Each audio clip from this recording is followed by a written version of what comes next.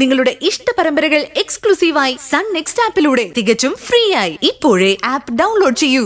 അല്ലാതെ ദുഃഖിച്ചിരുന്ന ജീവിതകാലം മുഴുവനും നമുക്ക് അജുവേട്ടന് വേണ്ടി ഒന്നും ചെയ്യാൻ സാധിക്കില്ല.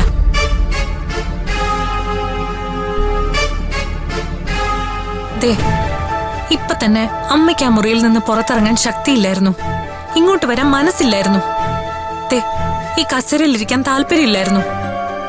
ഇങ്ങനായ അമ്മ അജുവേട്ടന് വേണ്ടി എന്ത് ചെയ്യും?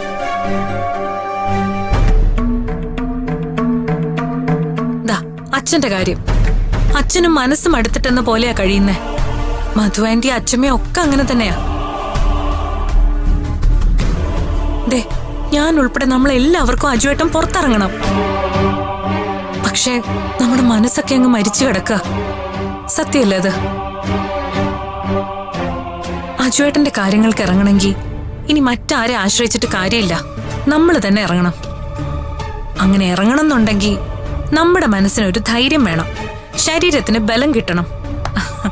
അങ്ങനെ നമ്മൾ പുതിയൊരു നമ്മളാവണം. അല്ല, പഴയ നമ്മളാവണം.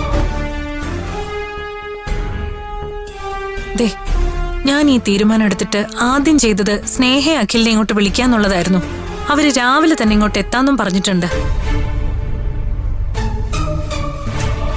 ഇനി നിയമപരമായ കാര്യങ്ങളും മറ്റും സ്നേഹയുടെ നേതൃത്വത്തിൽ ചെയ്യാം. ബാക്കിയൊക്കെ നമ്മൾ ഒരുമിച്ച് നിന്ന് പൂർത്തിയാക്കണം. നമ്മൾ അതിനെ അജുവേട്ടനെ ജയിലിൽ നിന്ന് ഇറക്കാൻ വേണ്ടി ശ്രമിക്കുന്നേ. നമ്മൾ ഒറ്റക്കെട്ടായിരിക്കും. നമ്മൾ ഇറങ്ങിയാലേ അജുവേട്ടന് പുറത്തിറങ്ങാൻ പറ്റൂ. ബാക്കി എന്ത് വേണമെന്ന് നിങ്ങൾ തീരുമാനിച്ചാൽ മതി. ഞാൻ എന്ത് തീരുമാനിച്ചു എന്ന് ഞാൻ പറയാം. ഞാൻ അർജുന് വേണ്ടി എന്റെ മോള് പറഞ്ഞത് അതേപടി അനുസരിക്കാൻ പോവാ.